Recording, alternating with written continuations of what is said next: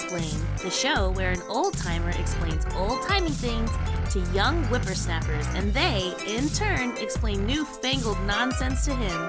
And now, here's your host, Precious D.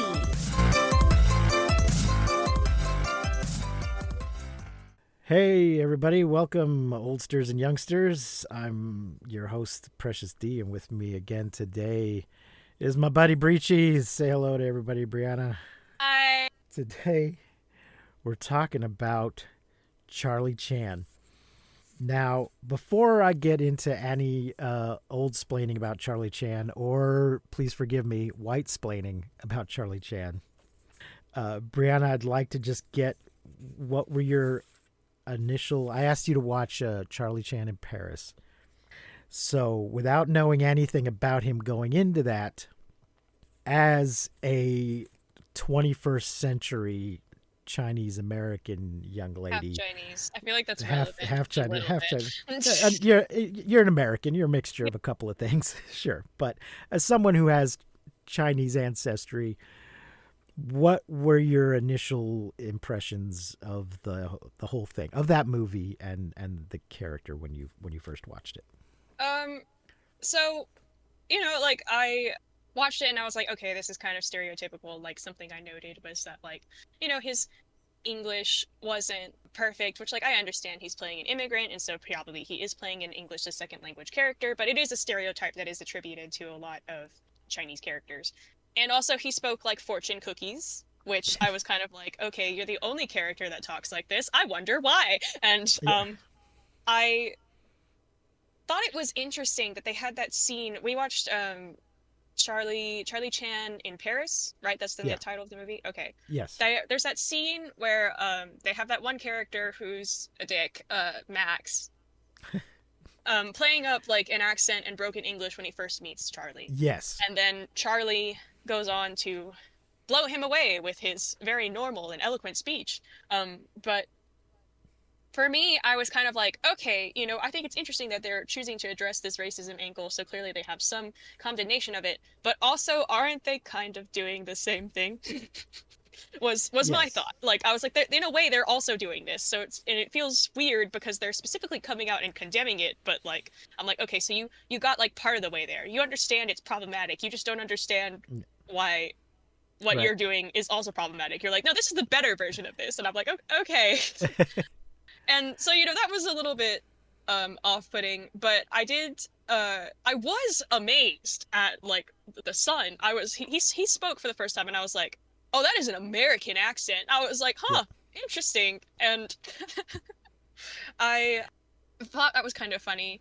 There was a scene where let me see.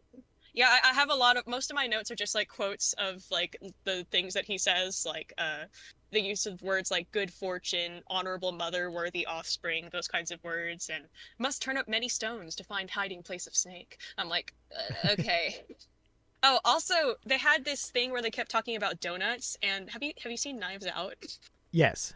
Yeah, I was wondering if I was like, is this where that came from? Because like it was a really long discussion of donuts, and all I could think about was like Knives Out, and I was like, I guess Ryan Johnson must have seen this movie, which like probably is the case, but I thought it was kind of funny. There was one bit where I was annoyed at the police chief. I have well, fuck you, sir, assuming only a jealous woman could have murdered that dancer, unlike any of the powerful men she spends a lot of time around. Um, but there was one line. So Charlie Chan comes out of, I don't remember whose house it was, someone's house, and he goes over to the car where his son is asleep and knocks on the window, and the son wakes up and starts saying something that isn't English. Yes. And I listened to it and I was like, okay, I recognize some of those syllables as syllables that do appear in my family is Cantonese. We do not speak Mandarin. And I was like, okay, maybe this is Mandarin, but I don't think it is. And I was like, it sounds like some syllables that are used in Cantonese, but it repeats too often in like a cyclical way that I'm like, I don't think this is actually language. I think this is just gibberish. And so Huh. my mother does not speak Cantonese, but she can hear it. And Uh-huh. so I was like, hey mom, can you like listen to this and tell me if you think it's actually words? And she sat there and she was like, I don't think so. And she said like we have to like send it to your gung to be sure, but I didn't get it to him in time, so I don't know. But she was like, like it's almost there, and I was like, yeah, I can hear some syllables that are in. She's like, yeah, it's just and I was like, it repeats weird. She's like, yes, it does. And I did go look this up, and I discovered that Ki Luke, the actor that plays the son, Mhm. is a Cantonese speaker, Okay. and from like was raised speaking Cantonese. And I was just kind of like, okay, speaks Cantonese. Why wouldn't you, as a director, just have him speak Cantonese? Right. I assumed that that there wasn't anything in the script that I assumed that there were not specific words in the script. They just told him, "Hey, wake up and say something in Chinese like you're coming out of a dream." Mm-hmm. And It he could still be did. Cantonese, And but maybe I right. You couldn't figure didn't out think what it it was. was, and my mother didn't think it was. So Like my maybe he mom was was like, just I don't think it is, but and I was like, I think it's weird. Like I'm like, why wouldn't you just say Cantonese though? Because maybe it would be easier for the actor to remember to do. right. Yeah. Maybe it was just the Chinese equivalent of waking up and going, "Hey, hey, what, where, what? Well, What because happened?" because then Charlie Chan responds like, I know you didn't kill anybody. So I'm like, okay, so clearly there was supposed to be Oh, like so content in that phrase. right, huh? So, That is, yeah, that is weird. which to be fair, I don't think those would be like words that my mother would be have grown up commonly hearing. So maybe she just doesn't know the word Maybe- for. right. We will get to the bottom of this mystery. So, It very well could be Cantonese, but it didn't sound like it was to me, and it didn't sound like it to my mother who can understand Cantonese. right. But we did not actually get it to my Cantonese speaker, Gung Gung, so we don't know for sure. Okay. But it sounds like that for the most part you know, you saw that was problematic, but you weren't horribly offended and took it in the No, I was just kind context of of the like, time. okay, like this is not the worst. Honestly, the thing that bothered me the most was if that line is just gibberish. I was so like, I was like, why would you do that? Why wouldn't you just say Right. something in Cantonese? It would be so much easier. So, Mhm. so this is part of what I find so interesting about Charlie Chan. Well, I should say that I grew up watching Charlie Chan. As I've said many times to the youngsters, you used to just watch whatever came on TV. You didn't have a choice. And that was often what was on the Saturday or Sunday afternoon movie when I was a kid. And I always enjoyed Charlie Chan. And of course, as a little kid, I don't think I even realized he wasn't being played by a Chinese guy at first. Yeah. Eventually, I started noticing the names of the actors, and I watched enough of them that I was like, oh, that's a different guy Hmm. playing Charlie Chan. So I didn't, as a little kid, I didn't think that much of it. But you know, as I got older, you're like, oh, that's the thing is, some people look at racism as binary. Something's either racist or not racist, and it's really more of a spectrum Yes, I agree. with just insensitive and ignorant on one end of the spectrum, and I want to kill everybody who's not like me on the extreme other end of the spectrum. Hmm. And I do think that sometimes when you point out to somebody that something's racist, they're on the insensitive end of the spectrum and they feel like they're being accused of being on Being the on kill the everybody. yeah. Right. So they push back and say, no, that's not racist Hmm. when we're talking about degrees. Right. And I also I find it very interesting also that Charlie Chan is a very good example of something that seemed or was intended to be progressive at the time it was made, but now looks problematic. Yeah. Because, well, I don't want to get too ahead. Let me first, well, I wrote down Charlie Chan, role model or offensive stereotype. Why not both? Yeah, I agree. I will say I found it a touch ironic that I was like, okay, so this Swedish actor Yeah. has a thicker Chinese accent than Yeah. the actual Chinese immigrant. Well, that's one of the things that I think is Uh, actually interesting mhm. and accurate in a way, in that yes, Charlie Chan emigrated to Honolulu from Hong Kong, so Yeah. he And his English son is is his playing second first language. generation, so he Yeah. has So much less significant of an accent. I just thought it was funny, like the demographics of the actors. yeah, all of his children in all of the movies are thoroughly assimilated Chinese Americans. They are hip young teenagers who speak perfect American English and dress in current American fashions. I mean, Charlie does too. Well, a few times we see him in traditional outfits in the movies, but yeah, they're hip young teenagers who not only speak English, but they will in some of the later ones. We didn't see it as much in this one, but they'll use modern slang, American slang, Hmm. and which of course confuses Charlie for humorous purposes. But I, they are all always played by Chinese Americans, Hmm. not by people in yellowface, but Charlie himself is almost always Played by someone in played yellow played by face. a white dude, except when he's played by a Hispanic dude in some Spanish language films. And there were actually some Chinese made Charlie Chan movies. Hmm. So people will often talk about Key Luke, but he was actually played by Chinese actors in China. Right. But we'll get to that in a minute. Let me go back a little. It's hard to talk about Charlie Chan without first talking about Fu Manchu. Are you at all familiar with the insidious Dr. Fu Manchu? I've heard the name before, and I knew it was associated with like a villain, and Yes. I've seen some people talk about it in like the context of like Yellow Peril. Yes, exactly. But I don't know, like, I don't know what movie he's from. I don't know what he does, anything like that. I don't know anything like that.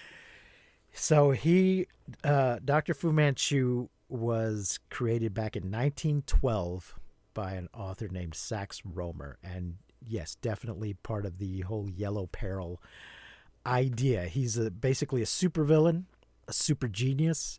He devises all kinds of terrible death traps. He's the head of a crime organization, Sci-Fan, I think they're called. And the lead of those books is actually a kind of Sherlock Holmes type ripoff guy, Nayland Smith, he's a government agent, not a detective, but he has a doctor sidekick, Dr. Petrie, who is the one that's actually writing the books. So that's why he's kind of a Sherlock Holmes type guy. Right. And Fu Manchu is, at least when he was first created, is just straight up racist. They talk about him embodying the inherent deviousness of the Chinese, and as if Chinese people are have inherently these bad qualities, and Fu Manchu is just the most extreme example of that, while also being the most intelligent man on the planet. He's also the most evil. So Sax Rohmer tried to claim that he based him on actual criminals he was familiar with from London's West End, but I think he's just being a racist dick. In I mean, he later very well could books, have been basing it on some white criminals he knew there, and you just go. assigning it to. Right. Now, in later books, it becomes more about Fu Manchu's personal evil rather than a inherent racial evil, because I think eventually Sachs himself started to realize, oh, maybe this isn't so great. Hmm. But the character has been very popular and has appeared in many movies and comic books and things. In fact, he was the original father of Shang-Chi in the Marvel comics. Marvel had a license for Fu Manchu at the time, but then they lost the license and had to stop referring to his father as Fu Fu Manchu, so then Manchu. he became the Mandarin. Yeah, well, for a while they just called him the Doctor, Hmm. and then I think the Mandarin may have already existed as a Fu Manchu ripoff, Okay. and then they just, but from a Merged them. different comic book. I, yeah, they just merged them into the same character, and he might have gone through a couple of other name changes. So I think the idea is now, oh, Fu Manchu was just an alias for the Mandarin. But the reason I bring him up is because Charlie Chan was a reaction against Fu Manchu. Hmm. Earl de Biggers, the author who created Charlie Chan and wrote about him in 6 novels, well, partly he was inspired by reading an article about Chang Apna, an actual real life Honolulu policeman somebody should make an actual movie about Chang Apna. He's amazing and incredible. He once arrested an entire bar full of people single-handedly, marched them all down the street to the police station. Just through the power of his personality, I guess. He was just like, that's it, knock it off, you're all under arrest, everybody follow me. And they freaking did it. But Earl was, offended by this stereotype and wanted to include a positive image of a Chinese character. And he was actually a kind of minor character in the first book, House Without a Key, that he appears in. But then later he moved him to the main character. And I've got some of those books. I've never read them all the way through. I have so many books I haven't read. But it does seem like in the original books, he's a little less of a stereotype. His English is not as broken, or maybe not even broken at all. And he's a little less subservient. Yeah, I did also notice that. In the movies. In some of the later ones, after Sidney Toller took over for Warner Oland, he started playing him a little less subservient. But the character became very popular. 48 films with 6 different actors altogether. That's including the Chinese and the Spanish language ones. A TV show, a cartoon, another attempt at a TV show. And at one point, Lucy Liu was developing a project where she would play Charlie Chan. I would have been down to see that. I guess it got into development hell and then disappeared, though. Yes. So these things Okay. Yeah, it got caught in she was going to be playing like the granddaughter of Charlie Chan, who was also named Charlie Chan. Yeah, she's going to be like Charlotte or something like that. Yeah. And I would have loved to see that, especially if she wore the white suit. I would have loved that. But it was development hell, but I think there was also maybe a little pushback of like, really, Charlie Chan, you sure you want to do that? I think it's funny though, because she has a very Charlie Chan name. Yeah, that's true. English an English first name, Chinese last name, and that start with the same. It's alliterative, yes. So I think she would. I just find that funny. But the reason I asked you to watch that film in particular was because it's the first appearance of Number One's son. So I wanted you to see that element of the character, that he has these children who are Americans and are not stereotypes. And they become, we see, it's unclear how many children he has because, continuity, but we see a picture where there's just a whole line of those kids behind him, and various different ones appear in other films and TV shows. Number 2 son, Number 1 daughter. My dad calls me Number 1 son. So there you go. Because I'm the oldest. That's sweet. Yeah, he'll come into the kitchen and say, how's my Number 1 son doing today? So, yeah, I think although Charlie Chan is problematic, I still enjoy him, partly out of nostalgia. But I do think I think he's well-intentioned. He's problematic, but he's well-intentioned. Throughout media criticism, especially when it relates to race, a lot of times there will be discussions about like positive portrayals, positive but still problematic portrayals of certain characters of race. And I'm just kind of like, what would have helped with this is if you had a Chinese person involved in the creation of this character. And it's like, yeah. And it's like, okay, like he's based on a real person. I believe he's of Chinese descent. I don't know, like Chang Apna. But like, I'm like, I assume when the character was made, there were no discussions with Chang Apna about this or anything like that. So it's based on a real Chinese person, but it's still a white person's version of a Chinese person. Well, Chang Apna died in 1933, so I don't know if Earl ever spoke to him when he was creating the books, but he would have been around for those early movies. I feel like I saw a picture of him with the first actor that played Charlie Chan. Oh yes, there's one right here. Yeah, Warner Oland. So now Key Luke has spoken about, there are some like, hey, what's up with, how do you feel about that white guy playing your dad? And he was always very charitable about it. I mean, I think at the time he was, just the fact that there was a part for a Chinese American actor that wasn't playing either a bad guy or a servant I think he appreciated. He was just glad to get the work. But I think he felt that Warner was trying to be respectful, wasn't trying to do a caricature. And yeah, you mentioned that guy that was being racist to Charlie. That one thing about these movies is that most of the white people in them treat Charlie with respect and dignity. He's always the smartest guy in the room. Most of the white people are very respectful. In fact, they've called him for help. And if anybody is disrespectful, they turn out to be the bad guy. That's true. So it's presented as a dick move for the white guy to put on an accent and what did he ask him if he wanted a drinky? Ugh, just wanted to punch the guy. So yeah, I think they're very well intentioned. It just you couldn't have found a well. The thing is I think partly it's like this circle.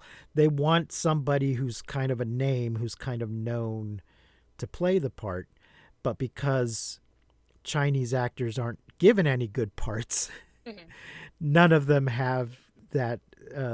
None of them are in that position. Right. So they go with somebody like Warner Oland. Warner Oland, by the way, also played Fu Manchu before he played Charlie Chan. So that's kind of amusing. Now I do that. Warner claimed to have Mongolian ancestry, but I don't know if that's ever documented. I assume that's a thing where like my white grandmother claimed that we had Native American ancestry. Right. Yeah. It's hard to know if he just totally made it up or if it's just something that he was told as a kid, and there's no. I mean, like he was gonna pick. Now, mind you, Mongolian was a pretty good pick. I was gonna say because what is it, 70%? There's a good chance any one of us. Because of Genghis Khan. Genghis Khan seed. Yes. There's a good chance I have some Mongolian ancestry because of Genghis Khan. If you were going to pick an ancestry, an East Asian ancestry to claim you had, that's a good guess. But I think in Warner's case, I don't think they were putting a lot of makeup on him. I think he gets these parts because he happens to kind of look sort of Chinese. I don't think they were doing like prosthetics on his eyes. Whereas the other guys, when you see them not wearing their Charlie Chan makeup, you go, "Oh yeah, that's a white guy." Yeah, the vibe I was getting from him is that like instead of putting prosthetics, they just use like strategic eyeliner or whatever. Probably. So okay, we mentioned Key Luke a little bit, but let's talk about him a little. I love Key Luke. He played number one son, Lee Chan, in a number of films with Warner, and then he came back and played him much later when Roland Winters was doing the part, and at that point he was actually older than Roland Winters. He went on to do the voice of Charlie Chan in a Hanna-Barbera cartoon called The Amazing Chan and the Chan Clan in 1972, thus making him the only, apart from the ones made in China, the only person of Chinese descent to play Charlie Chan so far. So good for him. Did you get a chance to peek at those cartoons at all? I just now Googled it, and now I'm taking a look at the images. It's basically, a Scooby-Doo recycling. I don't want to say ripoff because Hanna-Barbera took the Scooby-Doo format that they created and remixed it over and over again. Well, they did it over and over again. A group of people, usually teenagers, but in this case, Charlie and his kids of various children ages. Of varying ages. Yes, but a group of people who travel around solving mysteries, often just kind of running into them by accident. There's usually an animal sidekick. There's often music involved. The people are either in a band or we just play music while they run around during the chase scene. Is that a dog or a cat? It's a cat dog. It's hideous and I love it. So I don't personally remember watching this cartoon when it was on. I was alive in 72, but I was pretty young. And it didn't get rerun as much as Scooby-Doo did. So, But I think as far as cartoons from that period go, it's just as good as any of the others. Or Right. just as bad as any of the others. Let's see, anything else. Oh, there was when we first brought this up, I was looking around and I discovered a TV movie I had previously been unaware of called The Return of Charlie Chan. That was meant to be a pilot for a TV show. It did not get picked up. It was made in 1971 but did not air until 1979.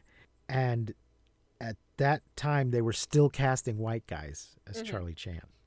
And then there was, in 1981, there was a comedy movie released called Charlie Chan and the Curse of the Dragon Queen with Peter Ustinov as Charlie Chan. And this time, the public pushed back.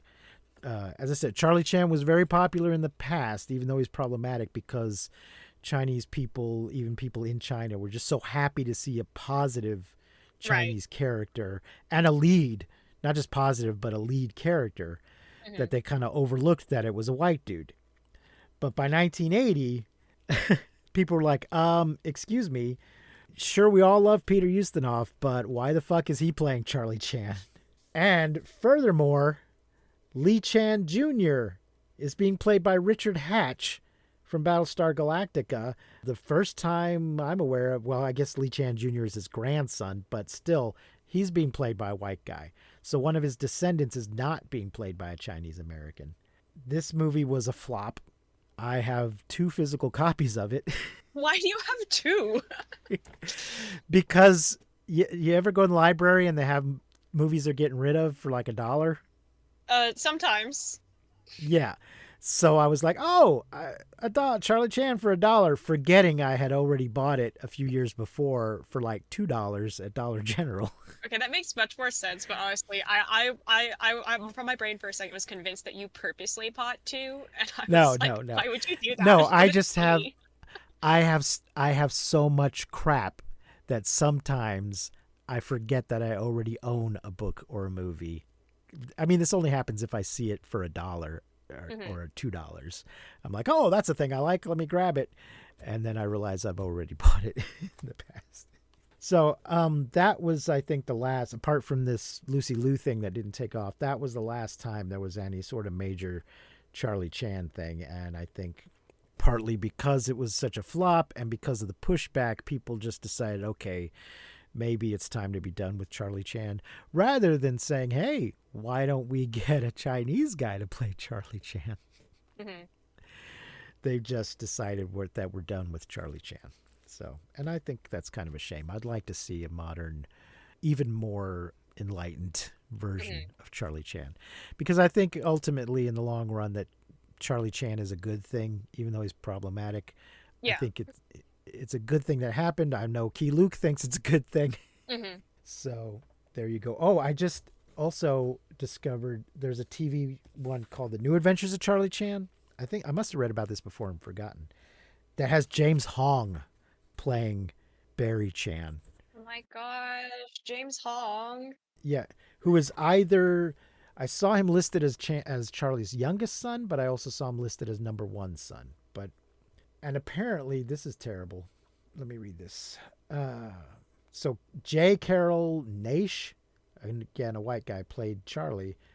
And it says here on Wikipedia, James Hong, who played number 1 son, said J. Carroll Nash had Hong fired from the show after Naish engaged in a racist outburst. Oh my. So I'm not familiar with that guy, but this is the first I've heard of a person playing Charlie Chan who was a dick about it.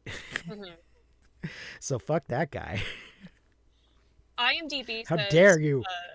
James Hong played Barry Chan, so I'm guess in this story maybe number 1 son is named Barry. Yeah. Yeah. I don't know. They're on YouTube, so now I'm curious. I gotta also James Hong. Yeah, and how dare that guy be mean? Apart from being racist, how dare you be racist specifically to James Hong? Fuck you. Of course, he was. I mean, this was a long time ago. It was early in his career. He wasn't the James Hong then. He was just a James Hong. But still, it's not okay. Not at all okay. But yeah, I got to watch some of those on YouTube now just to see young James Hong playing number 1 son. So there we go. I guess, was there anything else you wanted to say about Charlie Chan or any of his children It's just or a whatnot? little bit about like, so in terms of like, I understand why he was positively received and why like Key Luke speaks so highly of the character. Just again, so when I was growing up, I didn't see I saw very few East Asian characters in media at all. Hmm. Granted, I was Right. watching children's media, but still, like I think maybe Ash Ketchum, but he felt white because everyone else felt white.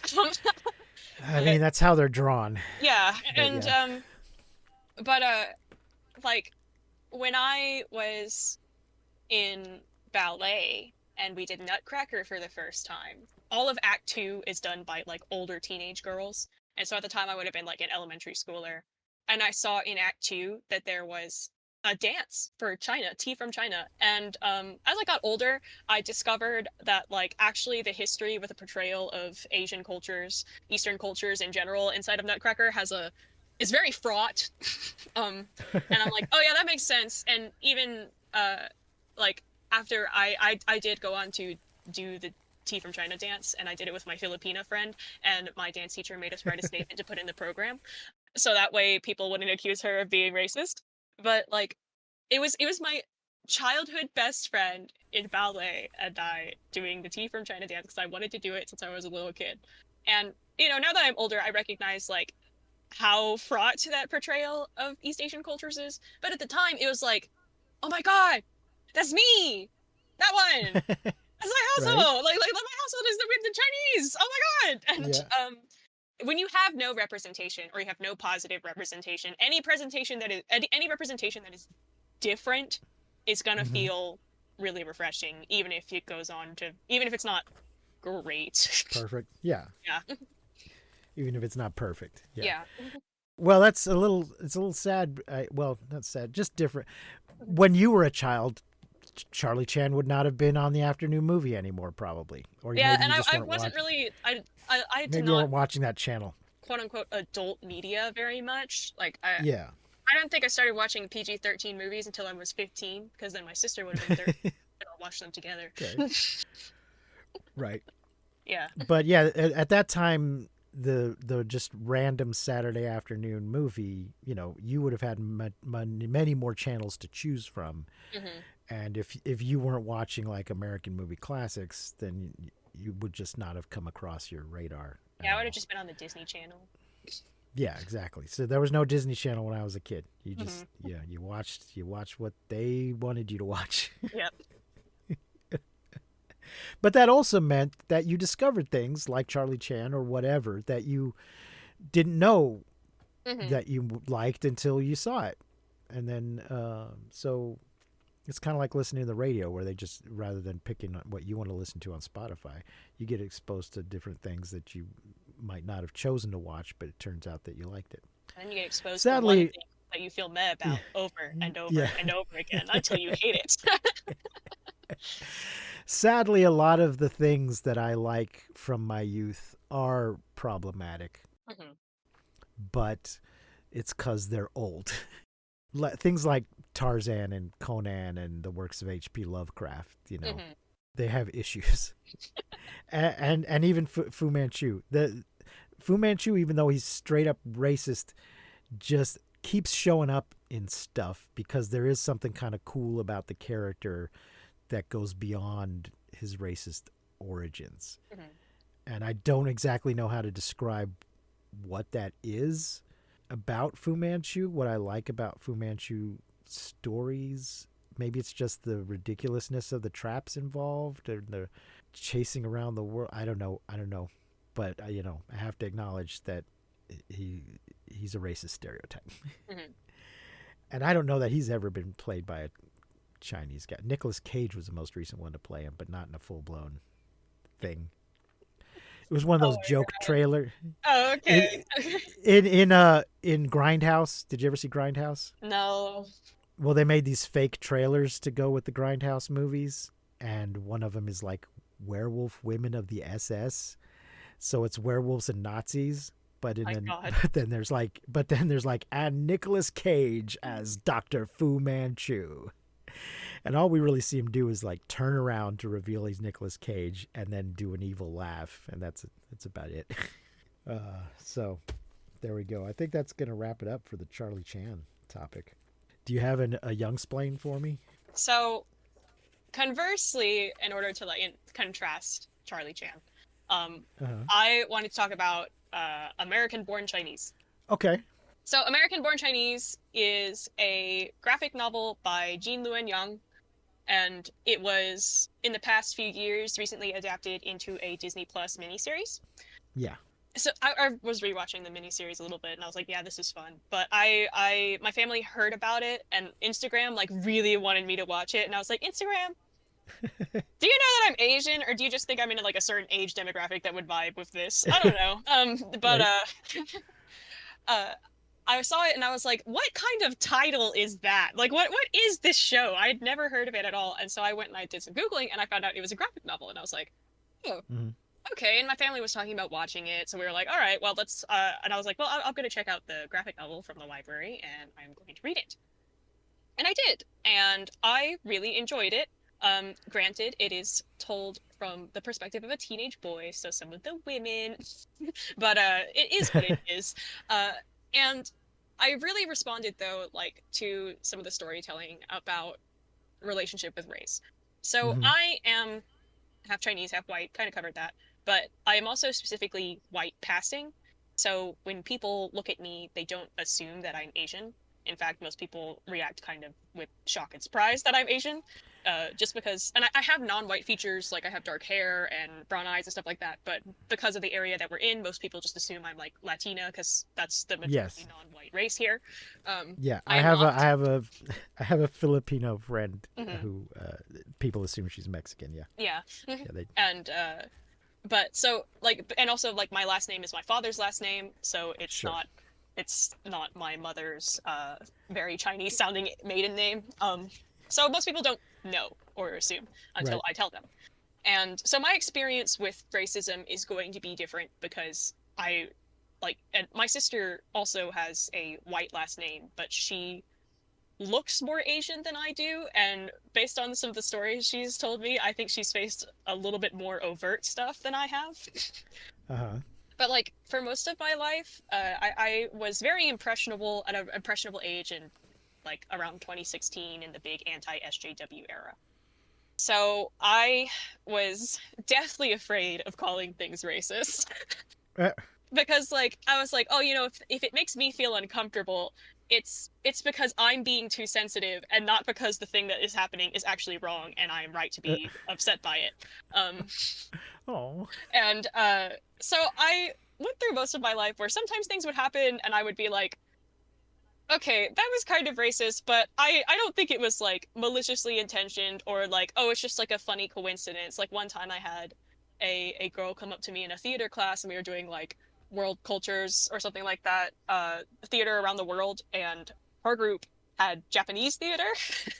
And she came up to me and granted, I was at top of my class sort of thing, so I had a reputation for being smart, quote unquote. But she came over to me and she was like, "Hey, how do you pronounce these words?" And I was like, "I don't know." I was like, "I don't know. You should ask someone that." And I unironically said this. I was like, "You should ask someone that watches like subbed anime." Well, because they would be more familiar with like the Yeah. way Yeah. things are pronounced and stuff like that. And I was Right. like, "Okay, yeah, Right. whatever." And I just assumed for a bit that she came over to talk to me because I was the smart kid. And I later sat back and I went, "Wait." And for most of my life, I kind of just dismissed that as like, "Oh yeah, she came up to me because I was smart." But also now I'm kind of like, did she though? Or did she come up to Yeah. me because I was Asian and I wasn't?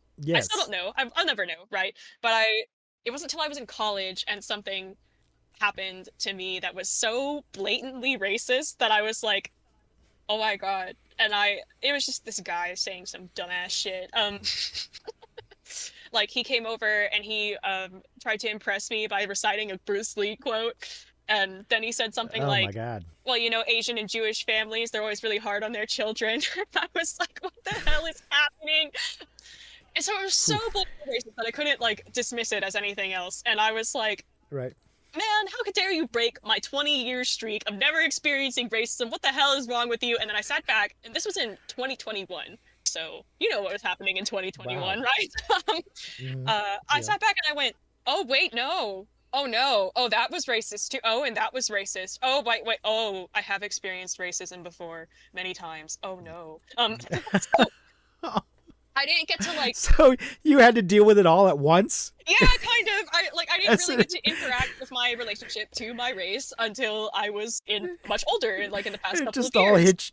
It all hit you in the face at one moment. Yeah. 20 years worth of And racism. I even had a friend, this was like in Jesus. 2021, right? So the Kung flu was going around, and Yeah. I had Yeah. a friend that like asked me, it was during like 2021, and I think 2021 was when we were especially seeing a prevalence of anti-Asian violence in Yeah. media Yeah. and stuff like that being reported on the news. And she asked me, like, are you okay? And I was like, oh, I should be worried about that? And then I was like, I'm not though. And then I had a moment where I was like, oh wait, but because a lot of the people that were shown being attacked in the news were elderly Asian people, and I was like, Yeah. is my Yeah. gung gung Easy okay? targets. Fucking count. Is Oh my gung wow. gung okay? And I was like, I Uh, think he's fine, but now I have to worry about if he isn't. And yeah. it was just you know, basically I didn't have like a very intimate relationship with my idea of myself as an Asian person. Um, Hmm. and when I was in my mid 20s, you know, like I was reading. So basically, I didn't get to engage with that until much later in life, like after I was 20. And I read American Born Chinese like within a few years of that incident in college happening. And so I was still like really processing and breaking it down. And I read that book and I read it thinking like, okay, I'm gonna watch this Disney Plus series. And I read it and I did cry. And I was like, no way is Disney gonna adapt this 100% faithfully. Right. So, American Born Chinese, the book, is divided into three sections. There's a section that is telling the story of the Monkey King, Yep. and then there's a section that is telling the story of this teenager named Jin Wang, and then there's another section that is framed kind of like sitcom like there's a lot of times where ha ha ha ha ha ha goes across the screen as if it's like a laugh track, Yeah. and it's about Right. this white teenager named Danny whose Chinese cousin is coming to visit. And as you read it, eventually at a certain point, spoilers, the three plots like converge together.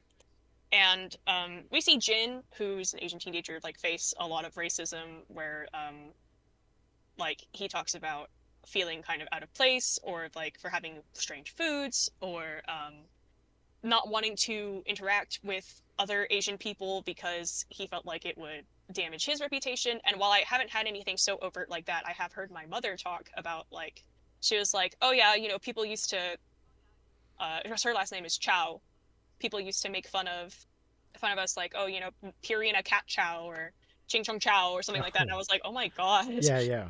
And it was a Wow. thing where I was doing a different project for school and I hadn't ever really heard her talk about that, and I went, wait, what? Like, uh, so I was like, I wonder, you know, if this was how my mother felt. And then also, like, sometimes just kind of the general isolated feeling of being of a minority race. And it especially, like, for, again, since I'm white passing, my experience is different. But also, there's a unique experience to mine where it's like, I'm not Asian enough to be Asian, I'm not white enough to be white, sort of thing. Um, Hmm.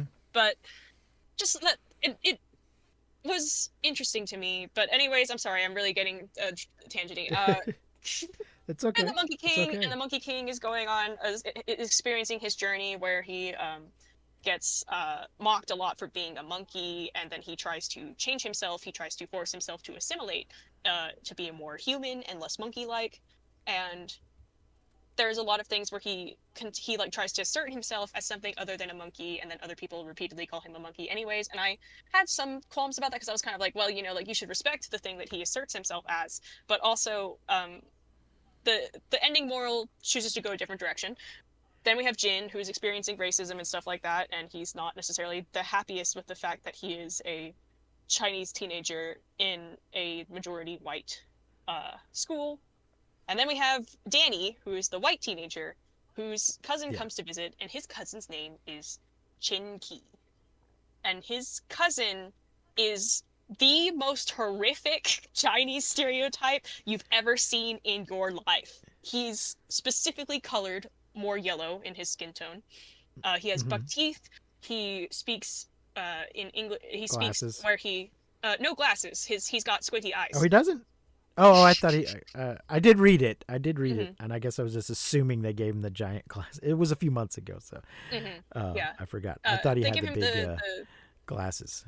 they give him Too squinty scared in the eyes. right. Yeah. Like you never see his pupils because his Right. Yeah. Yeah. yeah.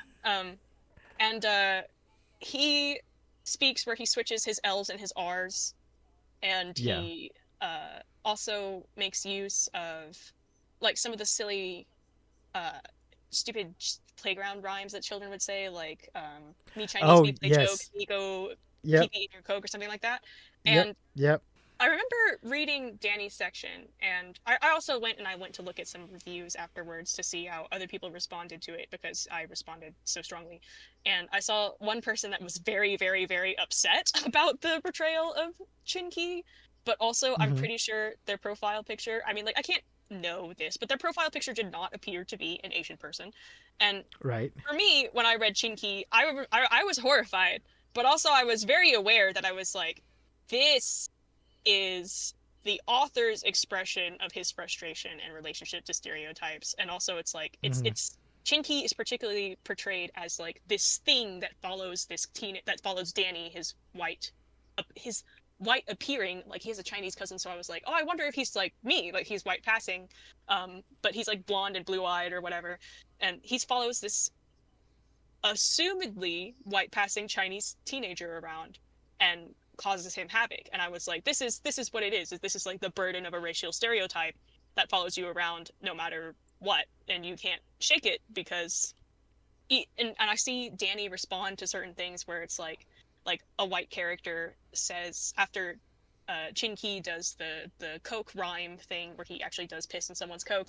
A white character says to Danny, like, "Hey, I owe you a Coke," and Danny reacts very, very strongly and negatively. He's like, "Why? So I can pee in it?" And I was like, oh, so again, it's a thing where it's like it just follows you everywhere. And even when people are well-meaning, like it's so present sometimes that like all you can see is the negative stereotype. And I was like, that's really Hmm. sad. But also I'm sad now, and also I'm sad now too because like a little bit I can relate because even though like I'm aware that I am or at least for most of my life I was a very smart, very demure, very polite half Chinese kid. And I sometimes think about that and I'm like, man, I'm playing into the stereotype. And it's like, it's not a negative stereotype to be smart. But I have seen the way that that stereotype has been used to be harmful. Like, I had a Filipino friend in my Algebra 2 class that I helped with his math homework sometimes.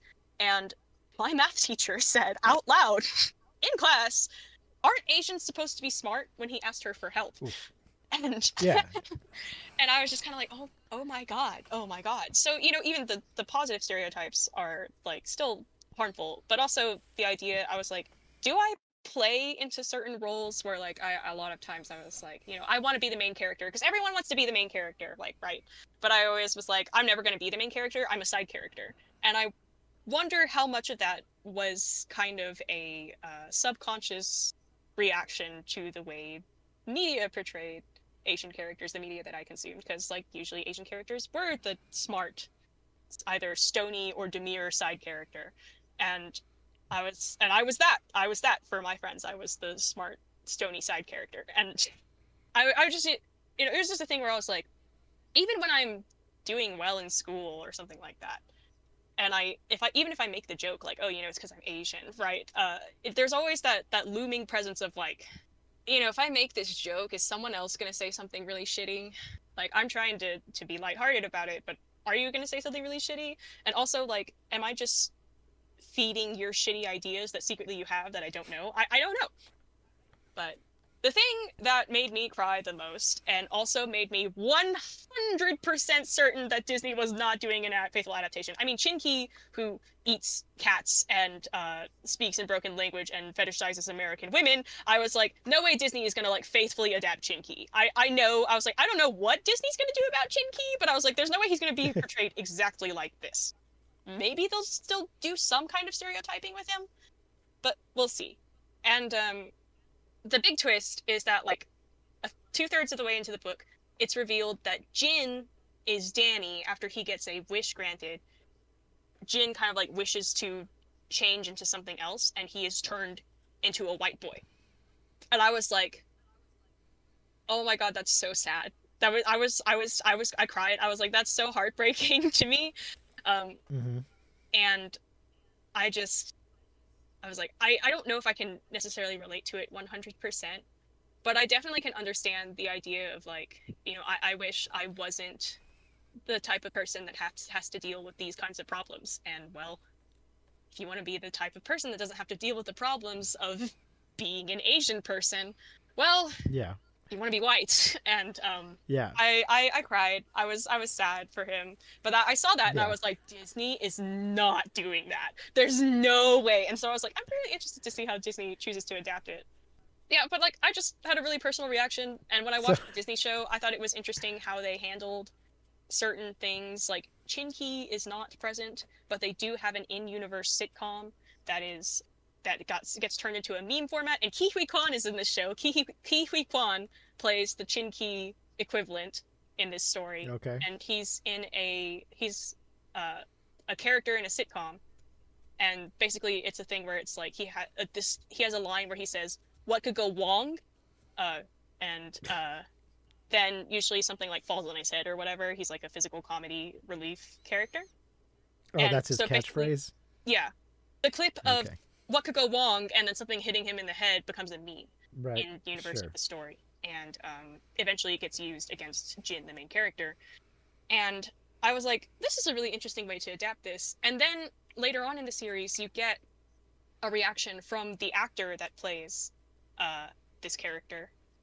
And his story really kind of resembles Kiwi Kwan's own journey in Mm-hmm. acting, where he talks about how like he is disappointed in the type of roles that he had available to him, and he is not happy with that role that he had to play, and he doesn't want to do it again. And for anyone that doesn't know, Kiwi Kwan was in I watched the Indiana Jones movie, but I don't know what it's called. Uh, Temple of Doom. yes, and he plays the child Short Round, I believe is his name, Short round. Yep. and he was also in The Goonies, and he played Data, I and can't remember which way they pronounce it. and he was in a few other things, but then he kind of just disappeared, and so he was a child Encino actor Man. that just kind of disappeared. What?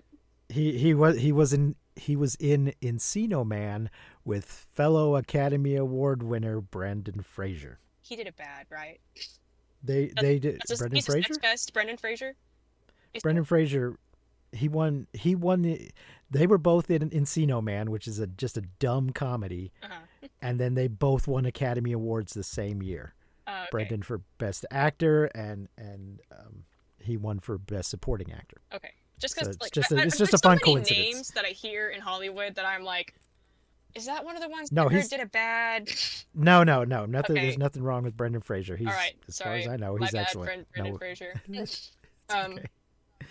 No, it's just an interesting coincidence that Mm-hmm. years later they both won an award the same year. Yeah, but Kiwi Kwan was like a really prominent child actor. Like he had those two big hits, Yeah. and then he just kind of didn't do very much after that until Yeah. Everything Everywhere All at Once was kind of like the reignition of his acting career. And it was because he was unhappy with the type of roles that he was being given as an Asian man.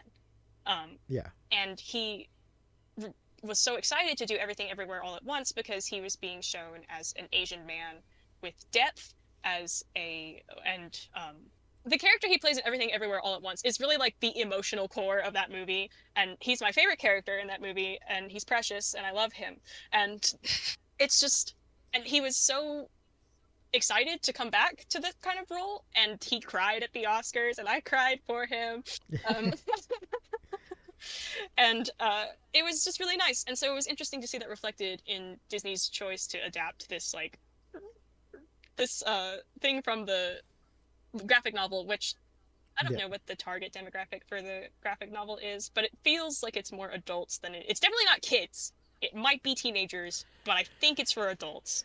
I did read the graphic novel when you Hmm. first brought this up. I had not had a chance to watch the Disney show, although I do love the people in it. So I've been meaning to. But I think it was really just an expression of his personal experience, Hmm. and the target is anybody who wants to listen. Yeah. I did, because it's not, it's a niche graphic novel. It's Hmm. not a superhero thing. It's not a blockbuster. It's a personal story. Yeah, it's something of a memoir. Yeah, yeah, and it is complicated and complex, and there's a lot of symbolism going on that if you're just reading it on the surface level, you're like, what the hell's going on here? But as far as the reading level, yeah, teenagers, Hmm. little bit younger. It's not like it's got a Yeah. you know challenging vocabulary. It's It's not certainly, hard to read. I just wonder, like, sometimes the yeah, content of some of the jokes are like sexual in nature, and so I would yeah, assume yeah. people would like So bump it up in age range for that. yeah. Probably junior high to high school and up. But I'm sure it has an appeal to adults who. I mean, I enjoyed it as Hmm. an as a old man, but especially anyone who has the same cultural experience or similar would be interested to read it. I think. Yeah. I wanted to ask you a couple of things. Okay. Do kids, when you were a kid, they still did that me Chinese, me play joke? Um, When I was a kid, that was definitely a thing, and I may have done it myself, I'm embarrassed to say, but I I was a don't child. What the fuck did remember I it know? exactly, but like I do remember when I read that in the graphic novel, I was like, this sounds familiar. I feel like I've It heard sounded this before. familiar. And I wouldn't be Okay. surprised if it was because I had heard it in elementary school. But there are a couple of other things. Like my sister, when she told her classmates she was Asian at the time, there was a video that was going around, which like I know some people have different takes like this, but I feel like sometimes it's more acceptable for a person of that race to make a racially charged joke about their own race than it is for someone of Sure. another race to make, yeah, that sort of thing. Um, and if an Asian person made this joke, it would have been amusing. Basically, it was, but I don't believe at least the version that she was shown, and she was being shown it by white people. Uh-huh. uh, was made by an Asian person. But basically, the joke is this is how Chinese parents name their kids, or Asian parents name their kids, and they took a couple of pans and they threw them down the stairs. Wow. And I'm like, okay, so if an Asian person made that joke, like maybe I'd be a little amused, but also even then, it's like the fact that my sister's white classmates chose to show it to her Uh-huh. specifically is like Yeah. really.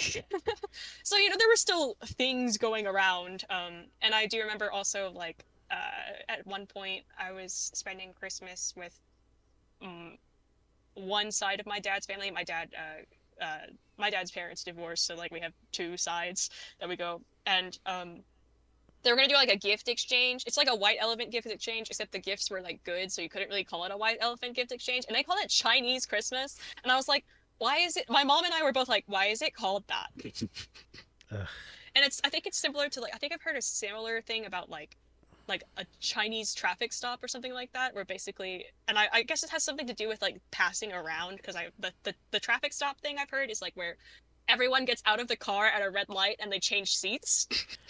I And I'm yes, I've heard that described as a Chinese fire drill. Oh, okay, that's it. That's the correct thing. Yeah. But so I'm like, Yeah, I guess yeah. But I don't know why. I don't something know about why. the rotation, I guess, is Yeah. associated with Chinese. I have no idea why, but I was like, why is it called that? And so I just kind of I'm wary of that sort of stuff, but I know it was still going around, and there was Mhm. also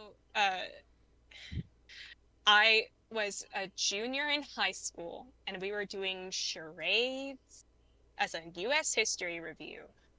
And what did people do for Vietnam? Myself included. Here's the thing. If you I won don't care to guess. if you won the charades game, you got extra credit. So I was willing to sell my soul. And a bunch of classmates had gone up before me and done it, where in order to convey an East Asian culture, I think whatever time period we were reviewing was mostly talking about Vietnam, the Vietnam War and stuff like that. They went up and they did the thing where they pulled the corners of their eyes up, the slant Okay. thing. And But teacher didn't stop it. Teacher didn't say anything about wow. it, and they got the points. And so then I went up there and I had the thing that was also about Vietnam. And I was like, I don't want to do this, but I want to win this game. And I know my classmates will know what I'm conveying if I do it. Right. And so I did it. I did the slant eye thing, and I felt really uncomfortable about it, and I still got the grade, but I still did it. And I also like I felt uncomfortable about it, and I was like, well, I did just do like a racially charged thing, and people in my classes just did a racially charged thing. But like no one reacted, so it was fine, I guess. And I was like, who was allowed to have the biggest reaction in that room, Brianna? You were allowed to have an upset reaction about that. Now, I just have a technical question. Was Vietnam the only Asian option? How did they know this indicated I think we were Vietnam and talking not? about like the Vietnam War specifically. So Okay, it was a thing where it's like, if it's or we were talking about that era of US history. So, I see. if we're Okay. talking about like Nixon and stuff like that, and suddenly someone goes up and Uh-huh. does the slant eye thing, and it's like, okay, it's an East Asian Well, but culture at this time period. I wonder which one it could be. Like, mm, but famously Nixon did go to China, so there's yeah, that. but we don't talk about that in US history. This is US history, okay? We just talked about that one war we lost. Just a little bit, not a lot. We talk Now about I that one war did that we won and lost. okay.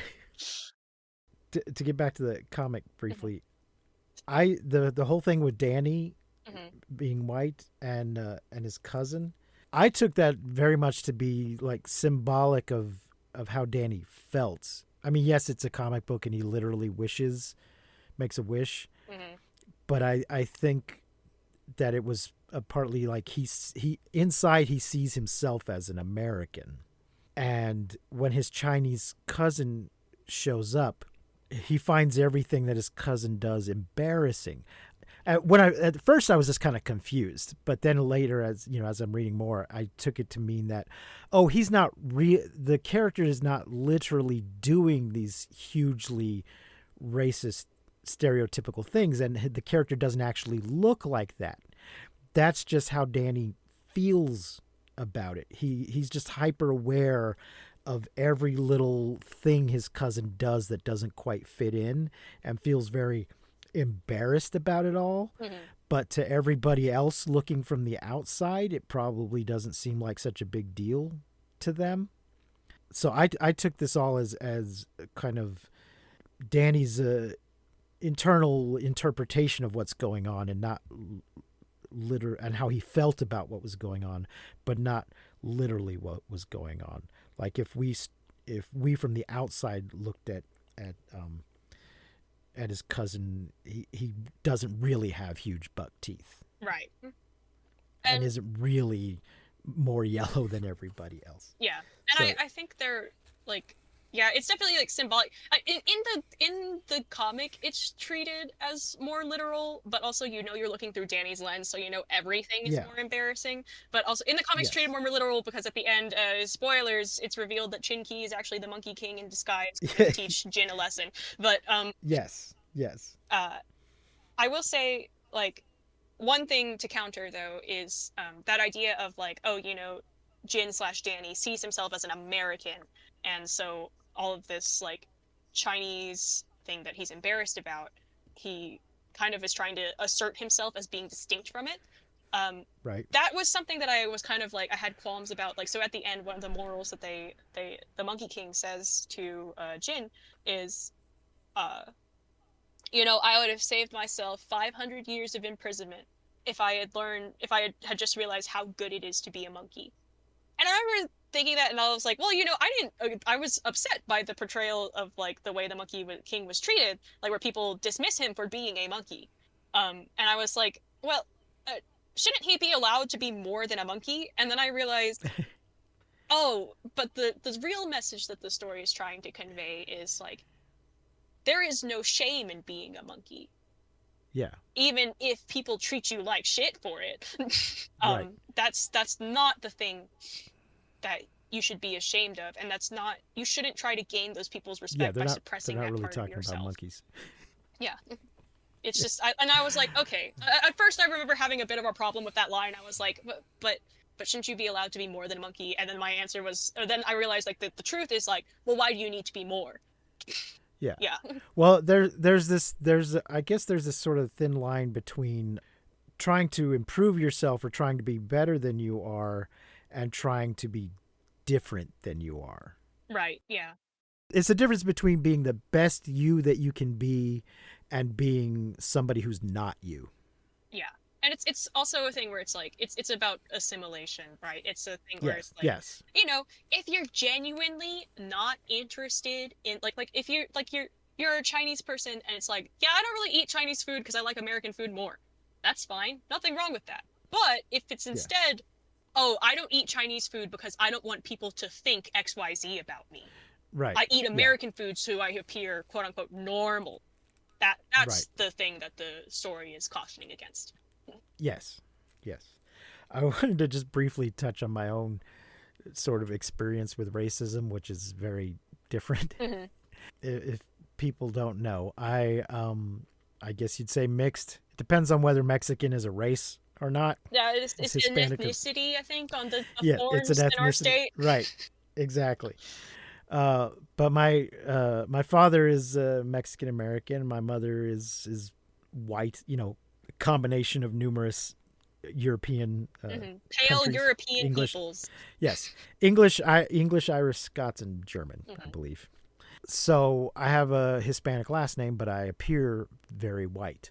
So I didn't exactly have racism directed at me, but I had the great pleasure of hearing how people talk when they don't think there's a minority in the room. Yeah. So that was my particular experience of being the guy that goes, "Hey, that's not funny. Mm-hmm. That's it. That joke was racist." Yeah, well, I'm sorry. I didn't know you were Mexican. That's not. That doesn't. Yeah, that's the problem, not the excuse. In the first place, is you shouldn't Exactly. have said the joke just because I'm Mexican. You just shouldn't have said the joke at all. Exactly. Like, there was a lot of that when I was like a teenager Yeah. and maybe junior high.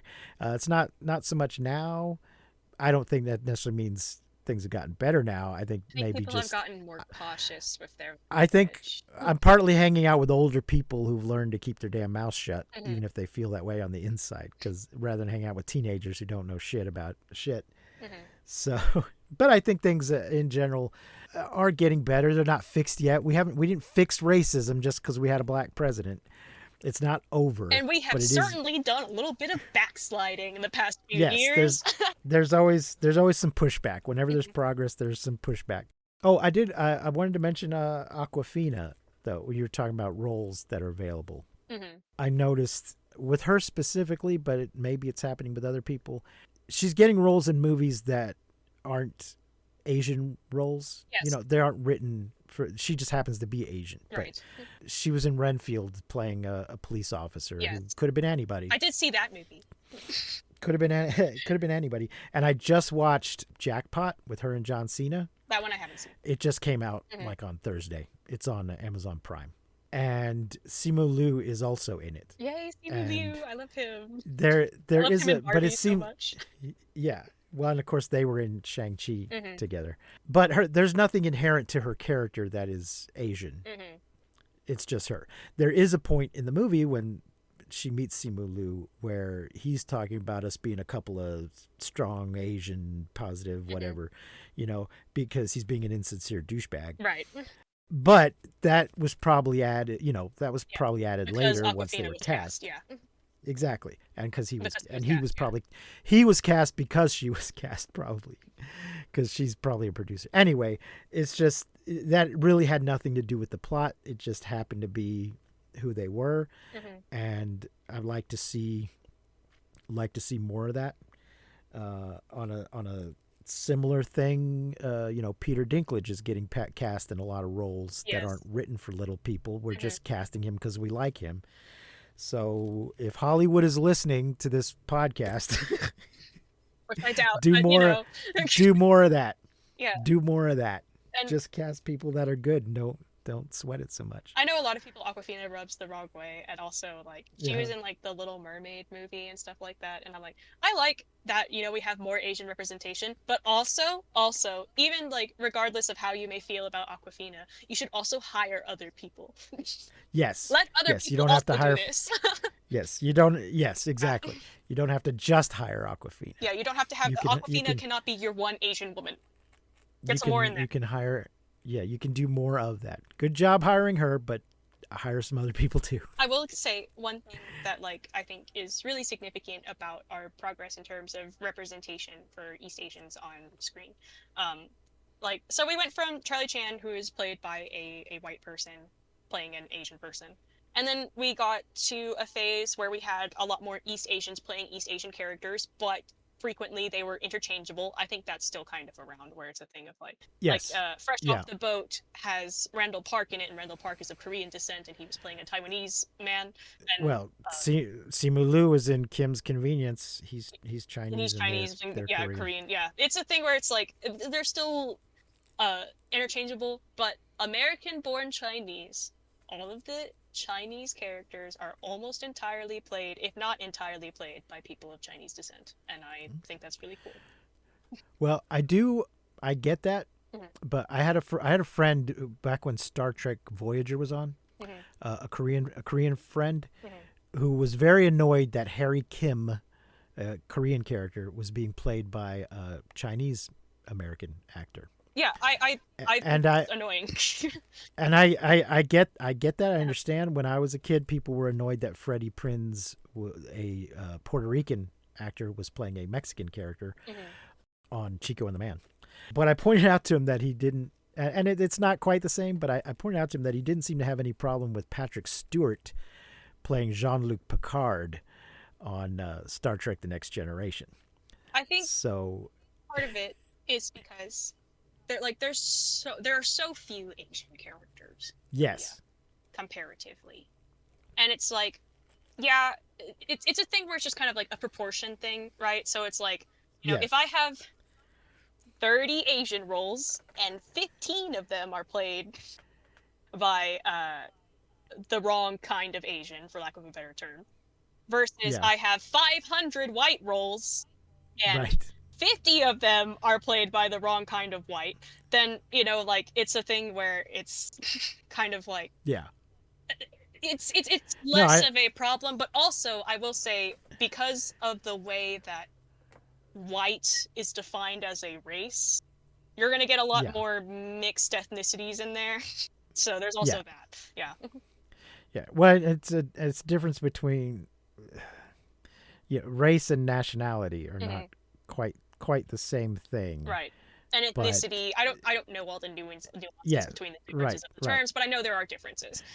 Yeah. So, and I didn't push him back hard on that, but I was just pointing out that, but on the other hand, white people get to play whatever the fuck they want. Most of the parts are for them and they get to play whatever they want.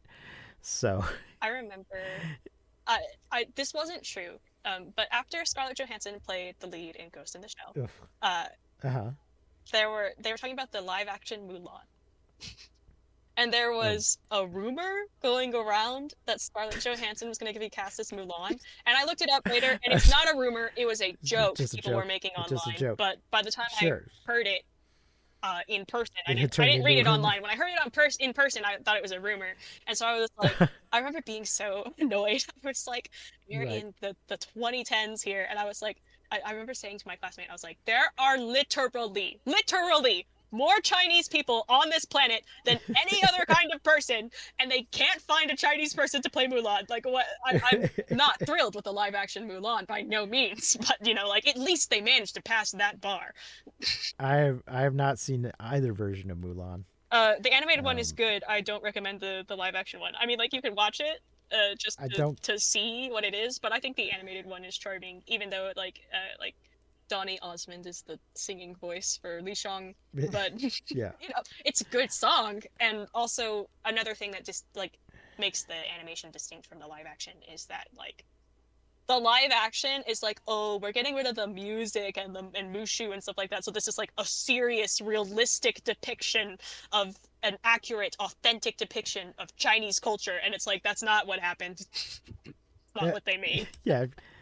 Didn't they still just follow the basic plot of the cartoon? Well, they added some stuff, and then they also did a thing where it's kind of like, I don't know if you've heard of them, but Shiron J. Zhou is a sci-fi author.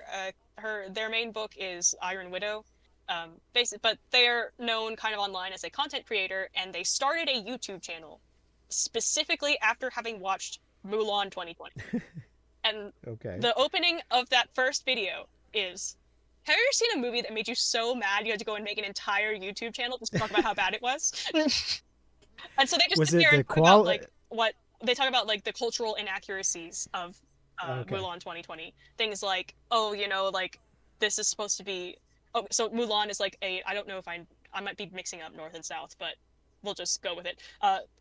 Mulan is a northern Chinese story, but this housing that they're living in is a distinctly southern Chinese housing, and it's like, but they picked it because it's pretty, and they are pretty. Sure. And if they had just picked it because it was pretty, maybe I wouldn't be harping on them. But the fact that they're like, this is the authentic, like that sort of thing.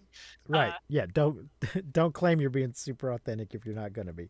Mm-hmm. Well, I mean, don't get me started on Braveheart, but we've been going on for quite a while now. Yeah. This is gonna be a long episode, so I think this is a good time to wrap it up. But there's a lot for you folks to think about, and thank you so much for joining me, Brianna. It's always a pleasure to talk to you. Yes. Sorry, I was long-winded on this one. I have lots to think No, about. that's Yeah. why I wanted you to come on. Mm-hmm. So, I don't know what the next episode will be or when it'll be or who will be here. We'll probably have Bree back. But if you have any Young Splain topics you want to pitch at us, send us a message. Unfortunately, I'm not that cultured, so sometimes we get a Young Splain topic, and I'm like, I'm sorry, I don't know anything about that. I can't explain it to you. But I try. You can just go to the page for our other podcast, mmftg.com, to send a message. There is a pod page for this one, but I think it's podpage.com/oldsplainyoungsplain. You can send a message there. But thanks for listening, everybody.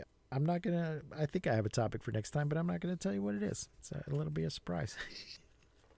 Watch American Born Chinese on Disney Plus. It's a good show. There you go. Or don't watch it on Disney Plus, but consume it some other way. It's a good show.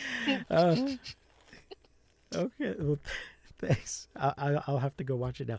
Thanks for joining me, Brianna, and come back next time for Old Splain, Young Splain. Bye. Bye.